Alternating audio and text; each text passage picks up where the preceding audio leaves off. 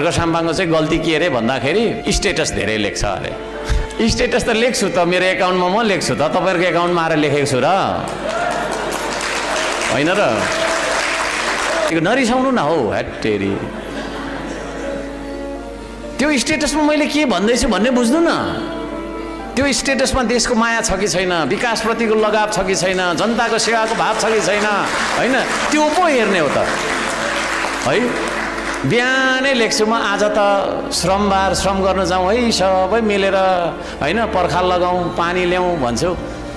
1 minute हुनु पाएको छैन 100वटा स्टेटस, हर्के हल्दार, ढुङ्गे जङ्गली, होइन? पानी ल्याउन जाउँ न भनिरहेको छु मैले त्यहाँ माथि चाहिँ है।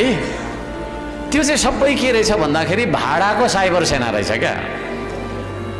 हर्क साम्बाङलाई एउटा गाली गरे बापत तैँले यति पैसा पाउँछस् भनेर एग्रिमेन्ट गरेको रहेछ। अनि भरे त्यो स्क्रिनसट पठाउँदै पेमेन्ट लिँदो रहेछ क्या फटारो। ती मान्छेहरूलाई भन्न चाहन्छु म, तपाईँहरूलाई देश चाहिन्छ कि चाहिँदैन?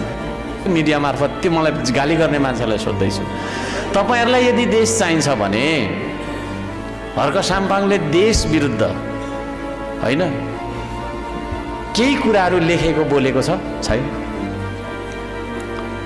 देशको सीमा नामिचिँदाखेरि, होइन, देशको स्वाधीनतामा आँच आउने सन्धि सम्झौता गर्दै गर्दाखेरि एक्लै पनि 2-4 जना मान्छेहरूको साथमा भए पनि आवाज उठाउँदै वर्षौँदेखि